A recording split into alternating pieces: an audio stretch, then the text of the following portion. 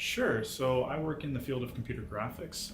Specifically, I do a subfield called geometric modeling. I look at representations of shape inside of the computer and things that we can do with those shapes, basically. So I might look at representations of curves or surfaces or volumes and so forth.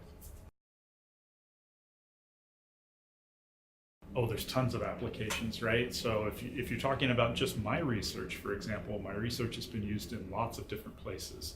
So for example, I developed a technique for deforming shapes that Pixar actually uses as part of their animation pipeline to make movies. And it's a variation of that technique, at least.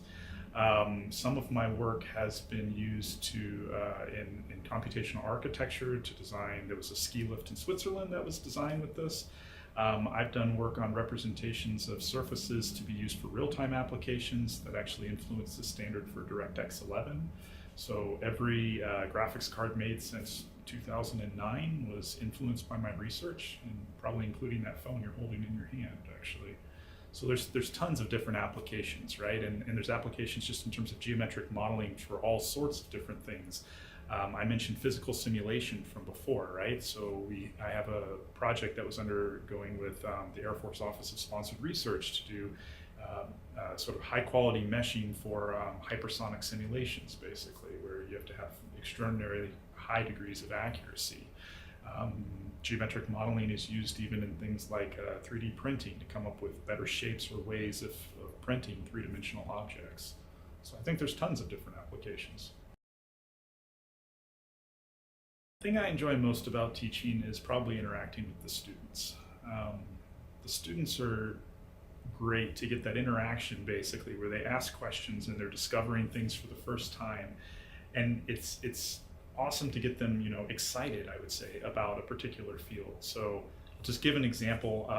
I like to teach a class, computer graphics, and one of the things that we talk about in computer graphics is a model of color, basically. And I ask a question about what is color in my class, and I inevitably get back responses about, like, for example, wavelength of light and so forth.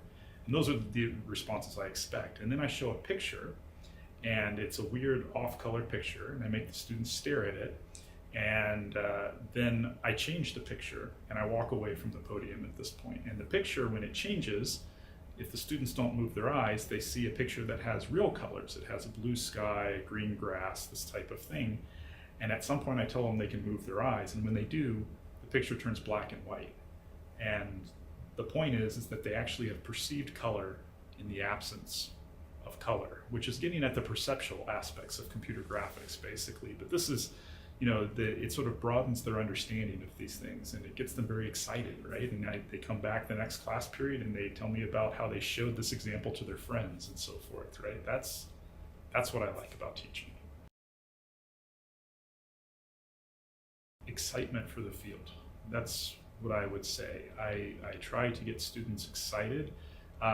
We're in the field of computer science, right? Computing is making an impact across the entire world. Almost any field that you can think of is being impacted by computing today.